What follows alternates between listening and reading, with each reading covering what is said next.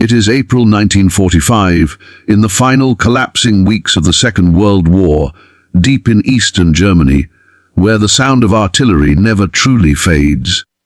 The war is all but lost for the Third Reich, yet for thousands of civilians and captured soldiers, the worst fear has not yet arrived. Inside a hastily repurposed Soviet-controlled holding camp, rows of exhausted German women sit behind barbed wire fences, their uniforms mismatched, their hands trembling from cold, hunger, and dread. These are not front-line fighters. Many are nurses, clerks, factory workers, and auxiliary staff. Women swept up in the chaos of retreat and surrender. The air smells of damp earth and unwashed wool. Mud clings to boots. Guards shout orders in a foreign language, their voices sharp, impatient, edged with victory and resentment. The women whisper among themselves, exchanging rumors they barely dare to repeat aloud. They have heard what happens to prisoners once the fighting stops. They have heard about reprisals, about executions, about camps where names are never written down. Each night, trucks arrive and leave again. No one explains where they go. The women count footsteps, memorize faces, and pray in silence. Not for survival, but for speed, if the end must come. Time stretches painfully, measured only by roll calls and the rising sun that feels cruelly indifferent. They believe death is inevitable. But history, even at its darkest, sometimes turns on a single human decision. One moment where mercy defies expectation and compassion interrupts the machinery of war. The first decisive moment does not arrive with gunfire or shouted commands, but with the quiet, methodical cruelty of bureaucracy. Morning breaks slowly over the camp, the pale light revealing a field of trampled earth enclosed by sagging barbed wire. Frost still clings to the ground in thin white patches, cracking beneath boots as guards move into position. A whistle cuts through the air, sharp and final, and the women are ordered to assemble. They rise stiffly from wooden bunks and damp blankets, bodies aching from weeks of confinement. Some smooth their hair out of habit, others pull coats tighter around themselves, as if fabric alone might shield them from what is coming. They line up in uneven rows, hundreds of them, shoulders hunched, eyes fixed forward or cast deliberately downward. The smell of the camp hangs heavy, mud, sweat, old wool, smoke from a distant fire. Rifles are visible everywhere, slung casually over shoulders, leaning against watchtowers, resting in hands that appear calm, practiced, unhurried. This is not a moment of chaos. It is controlled, deliberate, and that makes it more terrifying. A group of Soviet officers steps forward, carrying folders thick with papers. The documents are creased, stained, and marked with hurried handwriting. Names have been written quickly, often misspelled, sometimes incomplete. Ages are approximate. Occupations are vague. Auxiliary, nurse, communications, clerical. For the women watching, these words feel flimsy, insufficient to explain who they are or why they stand here now, waiting to have their fate decided by strangers who speak a different language. A translator positions herself beside the officers. She looks barely older than some of the prisoners. Her uniform fits awkwardly, and her face is drawn with exhaustion. When she speaks, her voice carries across the yard, careful and precise. One by one, names are called out. Each name echoes like a hammer strike. Each pause afterward stretches unbearably long. A woman steps forward, then another. Some stumble as they move, legs weak, mouths dry. Others walk stiffly, as if already detached from their bodies. There is no pattern that anyone can detect. Young and old are called alike. Married women clutch wedding bands hidden in their pockets. Mothers think of children whose faces they can barely recall without effort. Nurses remember hospital corridors soaked in blood. Clerks recall desks and typewriters that now feel like artifacts from another lifetime. Every woman standing in line understands what this could mean. They have seen prisoners removed before. They have heard shots carried by the wind from somewhere beyond the fence. They know the war is ending, and endings are often the most dangerous moments of all. Revenge has its own momentum. Rumors circulate constantly about mass executions, about camps further east, about disappearances that leave no record behind. Fear has become a shared language, spoken fluently without words. Inside a small wooden building near the edge of the yard, officers gather around a table. Maps are spread out, corners curling upward. Papers are stacked, sorted, reshuffled. Cigarette smoke fills the air, thick and acrid. Voices remain low, controlled, never rising to shouting. This is not an argument fueled by rage. It is a debate shaped by procedure, responsibility, and interpretation of orders that are themselves unclear. The war has moved faster than the paperwork. Front lines have shifted. Command structures are fractured. Decisions must be made without guidance, and those decisions carry consequences measured in human lives. One officer taps a finger against a file, repeating a phrase the translator struggles to convey. Not combatants. The words are spoken again, more firmly. Another officer counters with a reminder of losses, of burned villages, of families destroyed. The room grows quiet. Everyone understands both sides. Outside, the women wait, unaware of the exact words being exchanged, yet acutely sensitive to every minute that passes. Back in the yard, the cold seeps deeper into bones. Hands go numb, breath fogs the air in uneven clouds. Some women close their eyes, whispering prayers learned in childhood. Others stare at the dirt, tracing invisible patterns with their boots. A few dare to look at the guards' faces, searching for clues.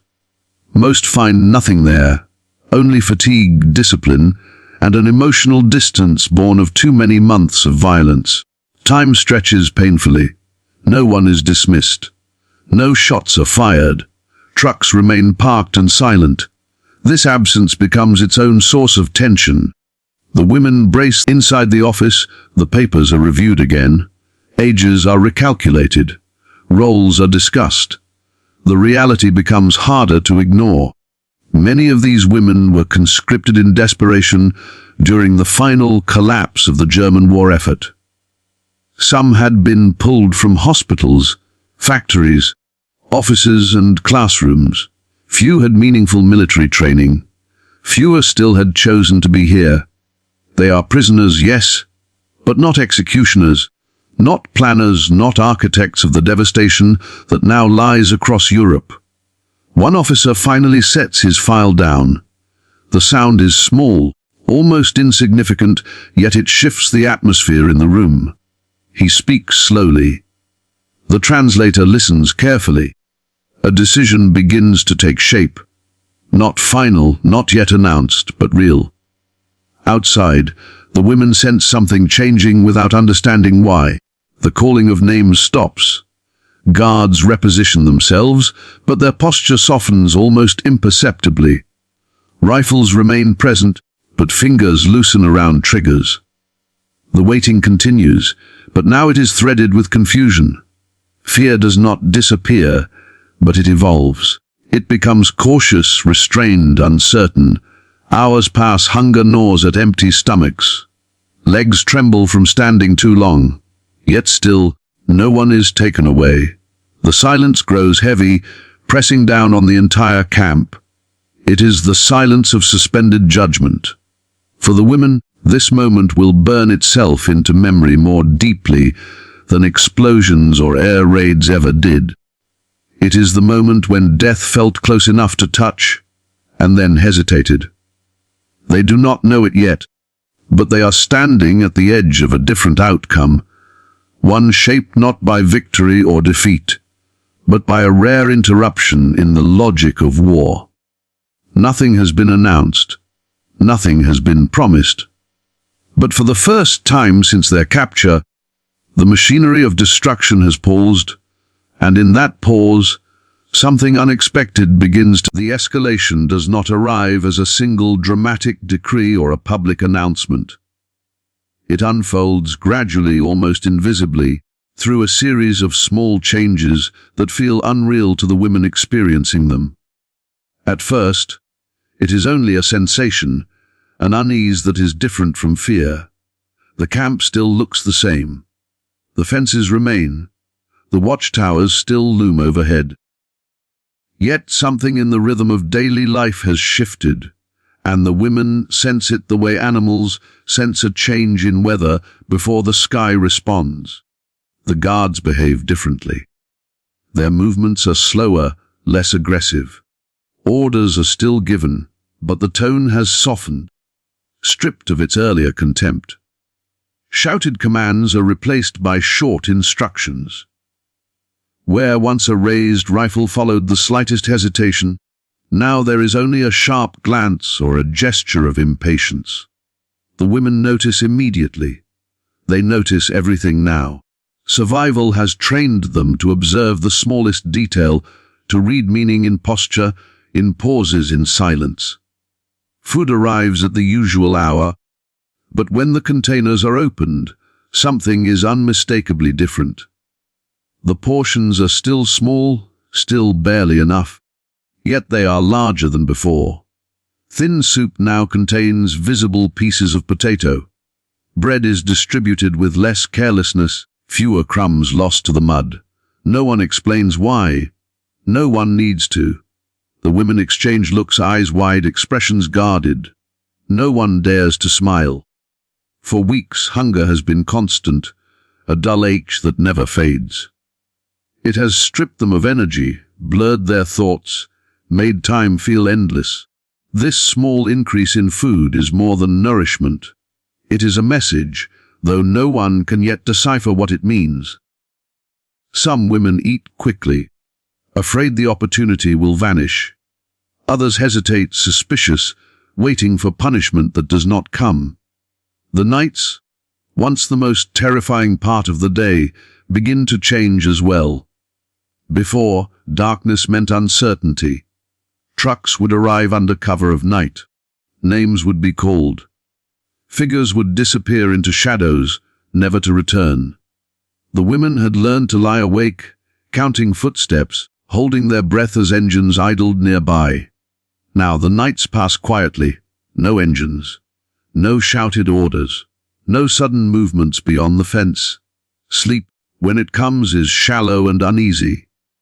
The women are afraid to trust it. Hope feels dangerous, more dangerous than despair. Despair, at least, has rules. It hardens the heart and prepares the body for the worst. Hope opens wounds that fear has sealed shut. One morning, a translator appears among them.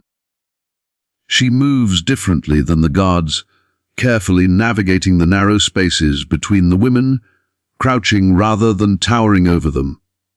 When she speaks, her voice is low, steady, almost gentle. She explains procedures, how names are being verified, how records are being corrected. Her words are simple, direct, and astonishingly human. She answers questions when she can. When she cannot, she says so honestly. For some women, this is the breaking point. They begin to cry, not quietly, not with restraint, but openly, shoulders shaking, hands covering faces that have been numb for too long.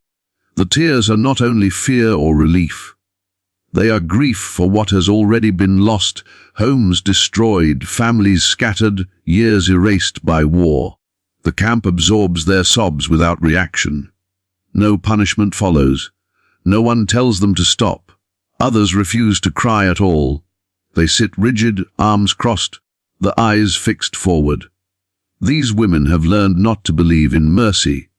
They have survived by expecting the worst and preparing for it. Compassion, when it appears, feels like a test.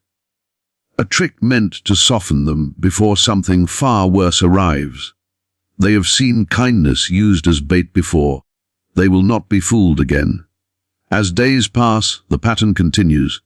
There are no executions, no sudden transfers. Roll calls become routine rather than threatening. The women are still, and in that slow, uncertain escalation, from terror to restraint, from expectation of death to the possibility of survival. The war reveals one of its rarest truths, that even at the edge of collapse, a single decision can alter hundreds of lives forever. The resolution does not come with celebration or ceremony. It arrives quietly, almost reluctantly, as if history itself hesitates to acknowledge what has happened. One morning, without warning, the camp gates are opened, not wide, not dramatically, but just enough to allow movement in and out.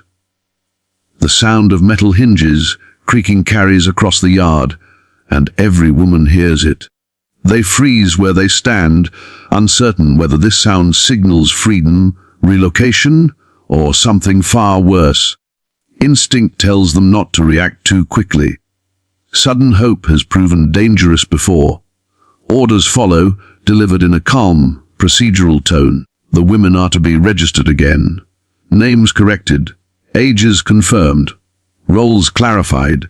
It is administrative work, slow, meticulous, unglamorous. But it is unmistakably different from the process of execution. Each woman is called forward not as a condemned figure, but as a person to be accounted for. Fingers inked. Papers stamped. Files closed instead of expanded. The women move through this process like ghosts, barely trusting their own bodies. Their hands still shake as they present themselves. Their eyes remain cautious, scanning faces for signs of reversal. Trauma has trained them well. They know how quickly circumstances can change. Still, the day passes without violence. And then another day passes. And another. Gradually, it becomes clear that this is not a temporary reprieve. The machinery of death has been dismantled, not dramatically, but deliberately. Trucks now carry supplies rather than prisoners. Guards escort women to medical tents instead of holding areas. Those who are ill receive treatment. Those who are weak are allowed to rest. None of this is generous. None of it is comfortable. But it is life. The women begin to change in small, almost imperceptible ways.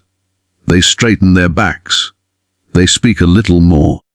Some even begin to care again about how they look, smoothing hair, adjusting coats, reclaiming fragments of identity that had been abandoned in the face of annihilation. Others remain withdrawn, unwilling or unable to re-engage with the world so quickly. Survival, after all, is not a single moment, it is a process. Over time, the women are reassigned. Some are sent to labor units under supervision. Others are transferred to displaced persons camps. A few are released outright when their civilian status is verified. Each departure is quiet, subdued. There are no embraces, no promises to stay in touch. Bonds formed under terror are fragile, often too painful to maintain once danger recedes. Goodbyes are brief, eyes averted, words are necessary. As they leave, each woman carries only what she arrived with, or less. A coat, a scarf, a photograph folded until the creases threaten to tear it apart. What they carry inside, however, is far heavier. They carry weeks of waiting for death. They carry the memory of standing in lines, listening for their names, bracing for the end. And they carry something else as well, the knowledge that the end did not come. For some, this knowledge becomes a source of quiet strength. For others, it becomes a burden. Survival often brings questions that have no answers. Why them? Why not the others? Why did mercy intervene here and not elsewhere? Many will struggle with guilt, haunted by the thought of those who were not spared, those whose stories ended differently. Years later, many of these women will say very little about this period of their lives. Silence becomes a form of protection. The world moves on quickly after war, eager to rebuild, eager to forget. There is little appetite for stories that complicate simple narratives of guilt and innocence, victory and defeat. Female prisoners of war occupy an uncomfortable space in memory, neither heroes nor villains, but witnesses to collapse. Some women return to cities reduced to rubble. Others discover that families are gone, homes destroyed, records erased. They must rebuild not only their lives, but their sense of self. The camp lingers in their minds, intruding into ordinary moments. A slammed door, the smell of smoke, the sound of boots on gravel. Trauma does not fade neatly. It embeds itself quietly, persistently. For the officers and guards who made the decision to, their survival does not redeem the war. It does not soften its horrors, but it stands as evidence that compassion, however fragile, can survive even where it seems least likely to exist. And for those who lived through it, that truth becomes inseparable from their understanding of the world. They leave the camp not as victors, not as symbols, but as survivors, marked by loss, shaped by mercy, and forever aware that their lives continued because someone, somewhere, chose not to.